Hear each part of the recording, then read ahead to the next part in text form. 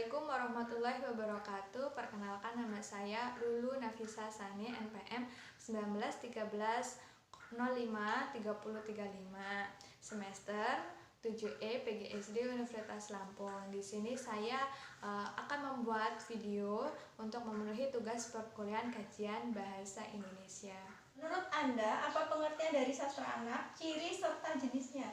Oke.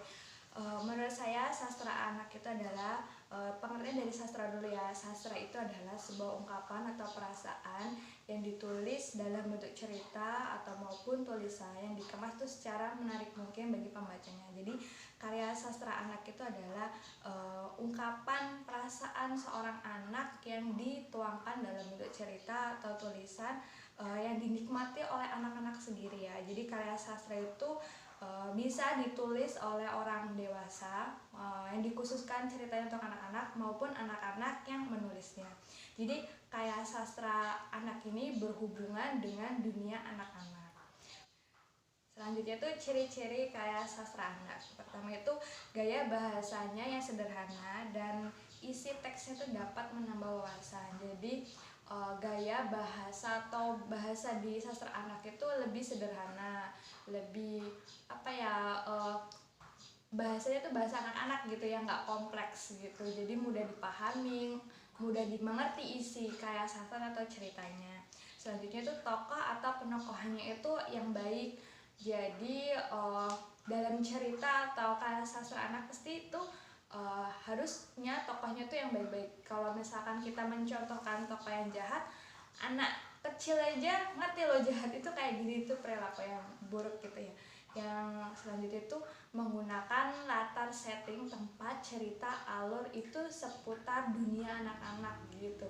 Jadi dunia anak-anak itu kan dunia imajinasi. Jadi tokoh-tokohnya mungkin atau tempatnya atau waktunya atau settingnya gitu itu ya berkaitan dengan dunia anak-anak. Selanjutnya itu di dalam ciri-ciri karya sastra itu, karya sastra anak itu ada unsur pantangannya, itu hal-hal yang negatif tidak boleh dimasukkan ke dalam sebuah karya sastra anak. Jadi takutnya anak itu bisa meniru yang hal-hal yang negatif gitu. Seperti kayak di hal-hal negatif ini kayak misalkan ceritanya tentang keburukan, tentang kebencian gitu, yang yang berperilaku yang ke arah ke negatif. Nah, selanjutnya jenis karya sastra anak. Karya sastra anak itu banyak ya.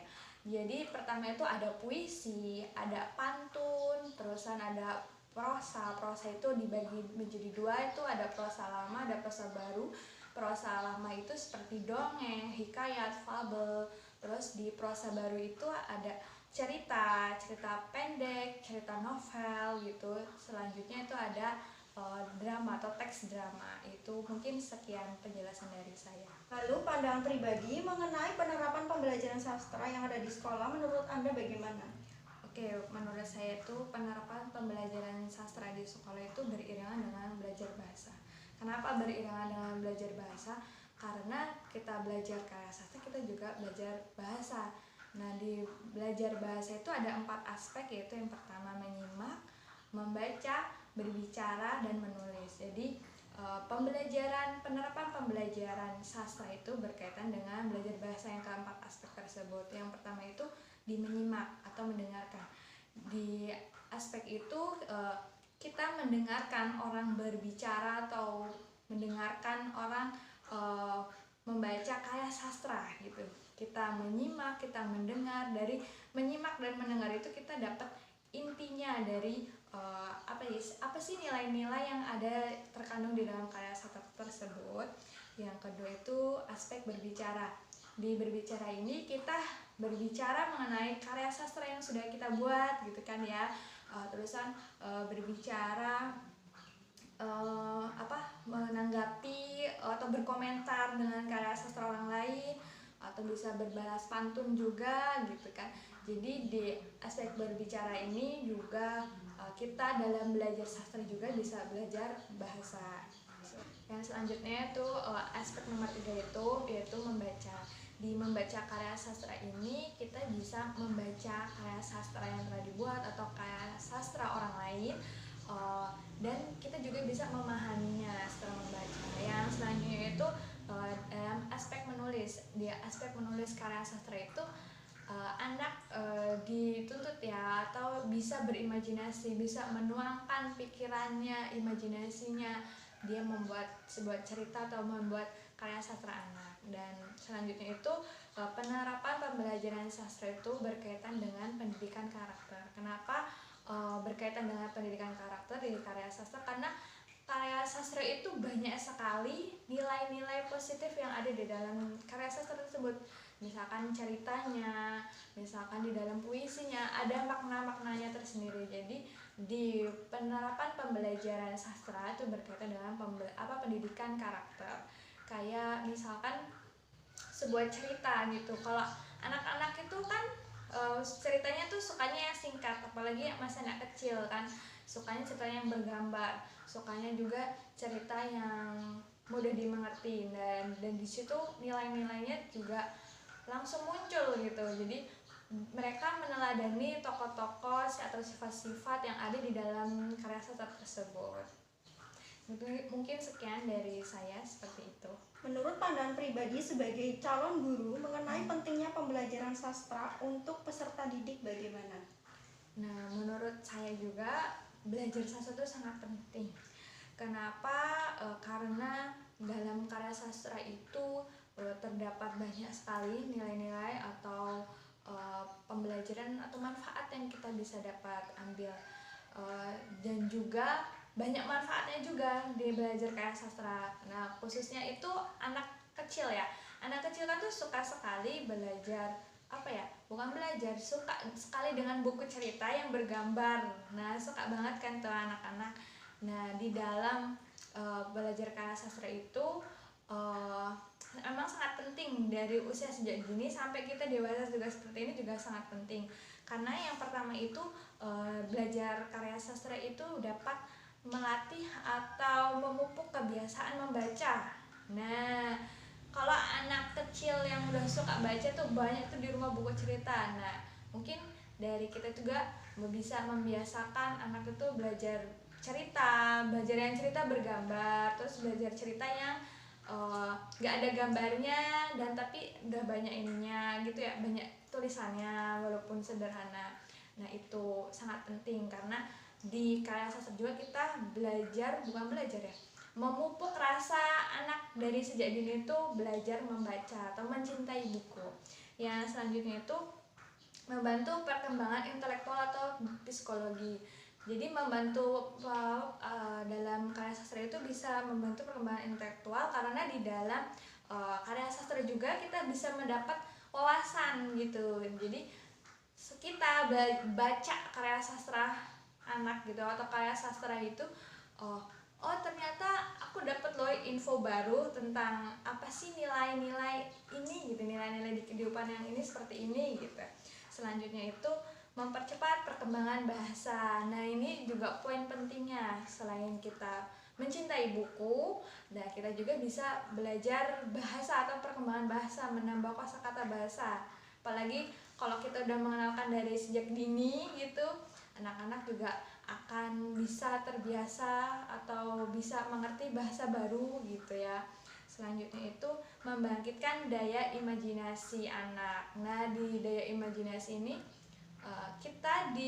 setelah kita membaca karya sastra itu kita pasti akan berangan-angan, oh seperti ini ceritanya, imajinasinya anak itu sangat luas. Jadi karya sastra itu sangat penting bagi peserta didik karena bisa menambah wawasan, menambah pengetahuan, bisa menumbuhkan rasa minat baca, bisa ada perkembangan bahasanya. Mungkin sekian itu dari saya. Lalu, apa rencana Anda di masa depan sebagai calon guru untuk mengajarkan sastra anak di sekolah?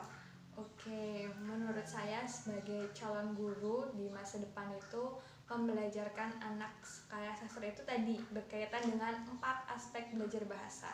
Yang pertama itu menyimak atau mendengarkan, berbicara, membaca, dan menulis. Dari keempat aspek itu akan saya ajarkan. Jadi yang pertama itu kayak menumbuhkan minat baca dulu, minat baca, anak suka baca gitu kan ya. dalam pembelajaran kita buka dulu gitu bukunya, ada nggak sih yang kita mau pelajari itu ada karya sastranya nggak sih. Kayak contohnya cerita atau cerpen atau sebuah puisi atau sebuah pantun atau sebuah teks drama gitu. Jadi di minat baca ini berkaitan dengan tadi 4 aspek itu ya, yang menyimak. Jadi anak-anak nih di dalam ruang kelas ini, misalkan saya sebagai gurunya, ayo anak-anak simak ibu, ibu mau baca sebuah cerpen, ibu mau baca sebuah puisi, ibu mau baca sebuah pantun gitu.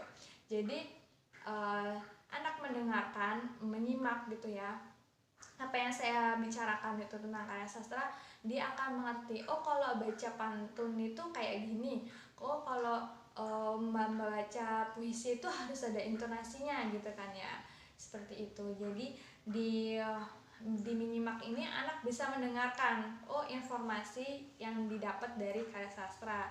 Selanjutnya saya akan mengajarkan belajar sastra itu dengan aspek berbicara. Di aspek berbicara ini kayak kita anak mampu nggak sih berbicara di depan kelas dengan membaca karya sastranya sendiri gitu kan ya, itu juga akan saya ajarkan.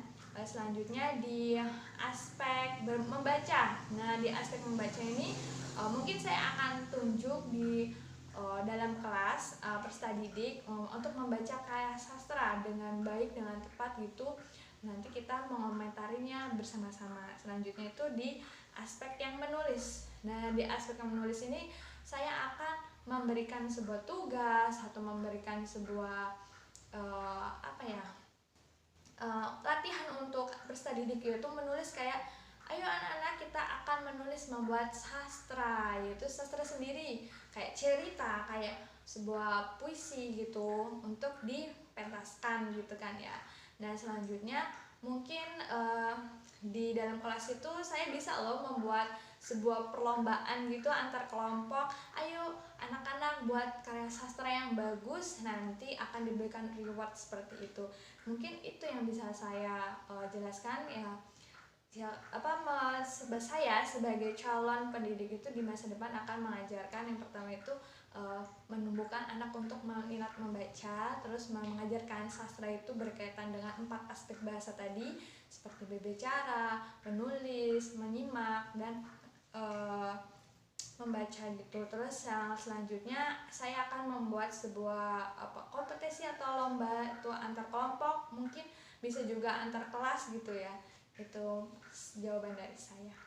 Bagaimana implikasi Anda mengenai apresiasi sastra anak di sekolah? Oke, implikasi apresiasi sastra di sekolah. Jadi apresiasi sastra itu adalah apresiasi atau memberikan penghargaan terhadap sebuah bentuk karya sastra yang mereka ciptakan gitu kan ya. Jadi yang pertama itu seperti memberikan penghargaan atau memberikan reward, oh karya sastra kamu itu bagus loh gitu, atau karya sastra kamu itu ya bagus atau baik gitu atau lain sebagainya, memuji anak tersebut agar anak tersebut mampu membuat karya sastra lagi gitu kan ya.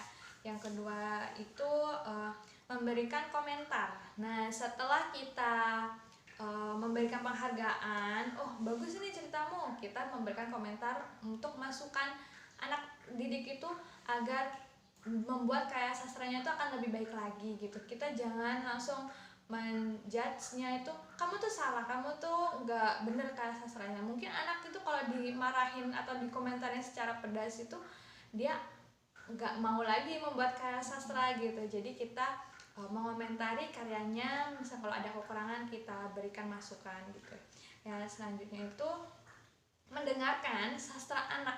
Nah mendengarkan peserta didik, kalau misalkan udah nih mereka orang udah buat karya sastranya gitu kan, selanjutnya membaca untuk di depan kelas. Jadi kita mendengarkan anak ini membaca menceritakan karya sastranya, mengungkapkannya gitu ceritanya, dan kita mendengarkan. Anak kalau didengarkan itu kan senang, diberikan tepuk tangan tuh senang juga kan, oh karyanya itu bagus loh. Jadi Jadi kita harus mendengarkan karya sastra yang anak buat. Selanjutnya itu kayak menonton pertunjukan. Nah, di karya sastra itu kan ada drama. Misalkan di kelas itu buat sebuah pementasan drama gitu. Nah, kita itu harus menghargai juga. Kita harus menonton juga gitu.